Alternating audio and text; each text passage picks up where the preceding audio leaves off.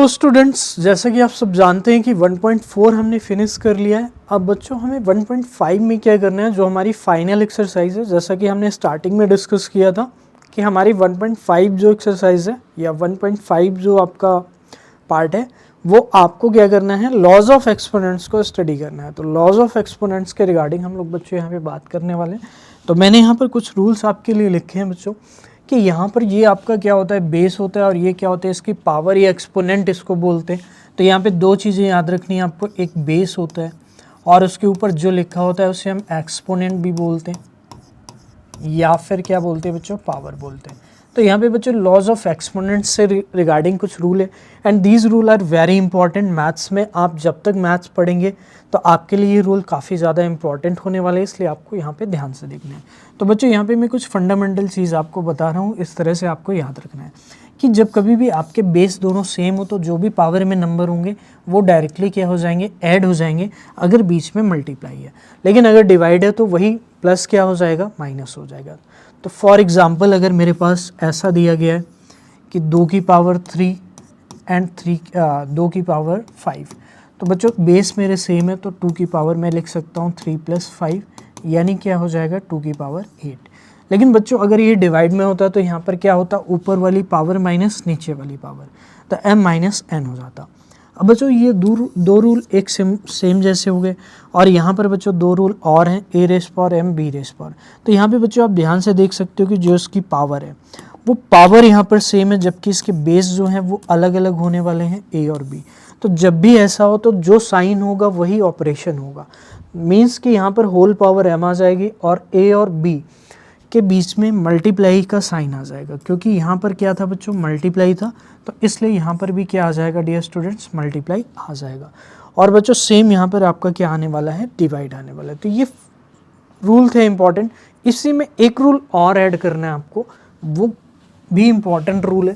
तो जब भी कभी बच्चों आपको पावर के ऊपर पावर दी गई हो, आई मीन पावर के ऊपर पावर देने का मतलब ये हुआ कि 5th रूल आपको इसी में ऐड करना है डियर स्टूडेंट्स। और वो 5th रूल ये है बच्चों कि अगर आपको कभी भी a⁻m और उसकी पावर क्या दी गई है, n, तो बच्चों क्या होगा, ये a⁻m × n। या कभी भी आपको इसका रिवर्स दिया गया हो, तो यानी a⁻n⁻m, तो इसकी भी वैल्यू क्या होगी डियर स्टूडेंट्स, a⁻n × m हो जाएगी।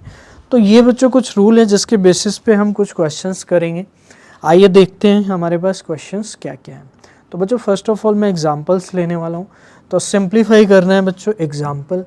अब डियर स्टूडेंट आप देख सकते हैं कि यहाँ पर 2 आपका सेम है दोनों जगह पे।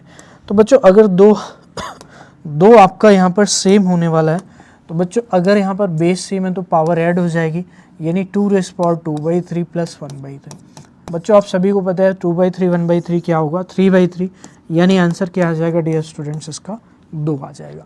बच्चों नेक्स्ट देखते हैं, ये हमारा क्या हो जाएगा 3⁻1/5, तो मैं इसको क्या लिख सकता हूँ 4/5, यही क्या हो जाएगा आंसर, क्योंकि 1/5 × 4 क्या आएगा, आप आराम से कर सकते हैं इसको।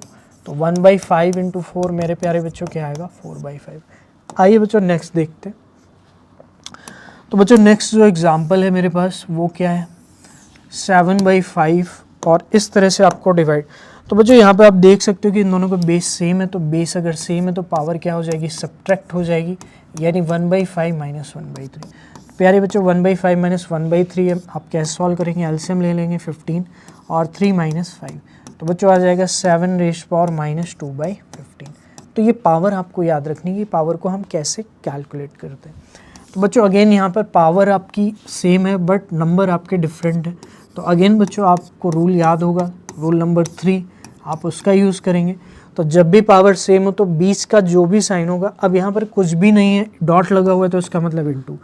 तो 13 से आप 17 का मल्टीप्लाई कर देंगे, तो बच्चों 13 7 × 91, और यहाँ पर क्या होने वाला है आपका 9 आने वाला है, 13 1 × 13 एंड 9 22। तो बच्चों ये आंसर हो जाएगा इसकी पावर 1/5 भाई। आइए बच्चों अब हम चलते हैं एक्सरसाइज 1.5 में। एक्सरसाइज 1.5 के क्वेश्चंस करते हैं, हमने थ्योरी एग्जाम्पल कर लिए हैं, तो आइए देखते हैं 1.5 को। अगर हम फर्स्ट क्वेश्चन की बात करते हैं तो हमारे पास है 64 की पावर 1/2। तो बच्चों आप 64 को क्या लिख सकते हो, आप सभी बच्चों को पता है कि स्क्वायर होता है 64 8 का, तो बच्चों 8 स्क्वायर की पावर 1/2 लिख सकते हैं। अब बच्चों लास्ट अभी जो मैंने रूल बताया उसको अप्लाई करेंगे तो क्या हो जाएगा, इससे ये कट जाएगा, 8 रेज़ पावर 1 आएगा, यानी फाइनल आंसर क्या आ जाएगा आपका 8 आ जाएगा।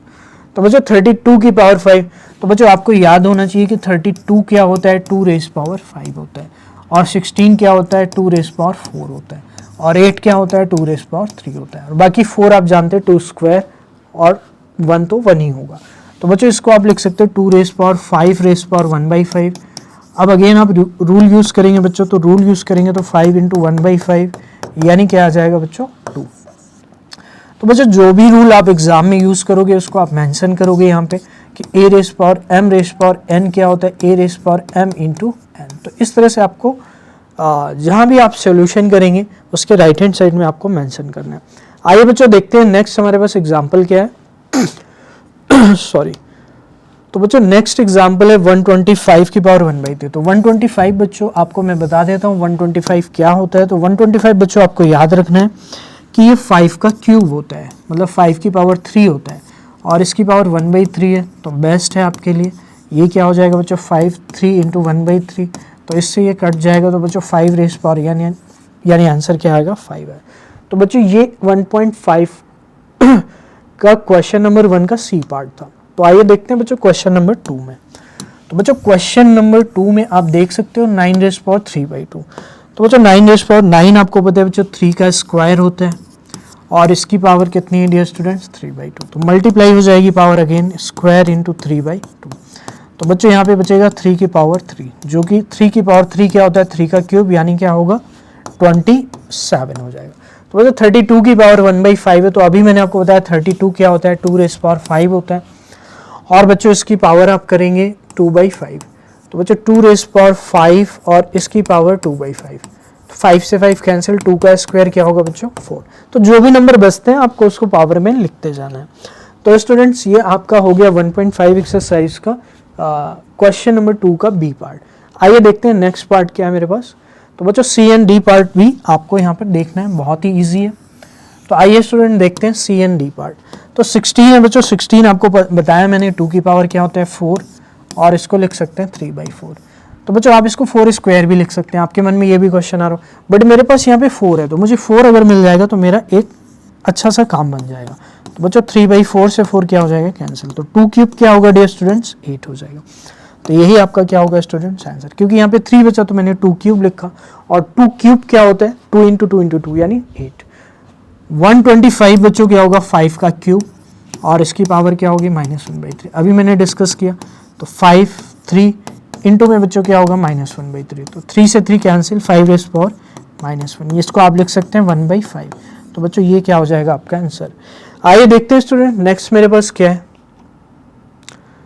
तो नेक्स्ट बच्चों है आपके पास सिंप्लीफाई करना है अगेन, और ये रूल ऑफ एक्सपोनेंट यूज़ करना है।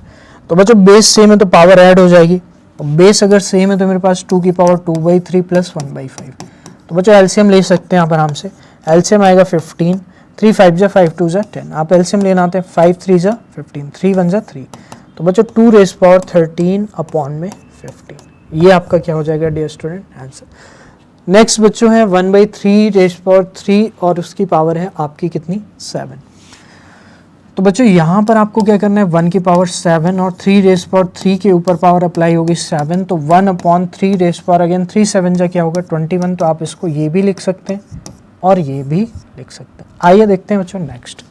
तो आई होप ये चीज़ आप समझ में आई होगी आपको मैंने कैसे किया। तो 1 की पावर 7 और इसकी पावर 7, तो फाइनली आपका ये आ जाएगा। तो स्टूडेंट्स आइए देखते हैं नेक्स्ट हमारे पास क्या है। 1.3 का एग्जाम्पल नंबर एक्सरसाइज का 1.5 का क्वेश्चन नंबर 3 है। तो बच्चों 1/3 11 की पावर 1/2 और 11 की पावर 1/4। तो बच्चों आपको पता है बेस यहाँ पे सेम है और डिवाइड है, तो पावर क्या हो जाएगी माइनस हो जाएगी। तो बच्चों ये 11 की पावर 1/2 - 1/4। तो बच्चों आप सभी को पता है 11 की पावर 1/2 - 1/4 करेंगे तो 1/2, क्योंकि हाफ से आप 1/4 माइनस कर, और इसी को हम क्या लिख सकते हैं √11। ये आपका क्या हो जाएगा आंसर, क्योंकि रूट क्या होता है। तो स्टूडेंट्स आइए हम देखते हैं हमारा डी पार्ट क्या है। 7 रेज़ पावर 1/2, 8 रेज़ पावर 1/2। तो स्टूडेंट्स आप देख सकते हैं यहाँ पर जो आपकी पावर है वो सेम है। अगर पावर सेम है तो बच्चों यहाँ पर आपका क्या होगा बेस मल्टीप्लाई हो जाएगा, बिकॉज यहाँ पे बेस आपका डिफरेंट है। तो बच्चों 7 यहाँ पर बेस है और यहाँ पे 8 है, तो 7 8 जा कितना हो जाएगा 56 और उसकी पावर कितनी हो जाएगी हाफ। बच्चों यही क्या हो जाएगा आपका आंसर हो जाएगा। तो स्टूडेंट्स जैसा कि हमने ऑलरेडी 1.4 तक कंप्लीट कर चुके थे, आज हम 1.5 भी कंप्लीट कर चुके हैं। तो बच्चों इस तरह से आपका जो नंबर सिस्टम है वो सारा का सारा कंप्लीट हो चुका है और आप इसको क्या करेंगे, जो भी नंबर सिस्टम चैप्टर आपको मैंने कराया है इसको आप रिवाइज करेंगे टाइम टू टाइम। और स्टूडेंट्स इसी के साथ हम नेक्स्ट क्लास में स्टार्ट करेंगे पॉलिनोमियल्स चैप्टर, और जैसा कि मैंने आपको स्टार्टिंग में बताया था कि हम कंप्लीट करेंगे यहाँ पर, तो डेफिनेटली इससे आपको काफ़ी ज़्यादा हेल्प मिलेगी। तो स्टूडेंट्स अगर आपको ये वीडियो अच्छी लगती है तो डेफिनेटली आप इसको क्या करेंगे, लाइक करेंगे, शेयर करेंगे और चैनल को सब्सक्राइब करेंगे। So students thank you so much, मिलते हैं नेक्स्ट क्लास में।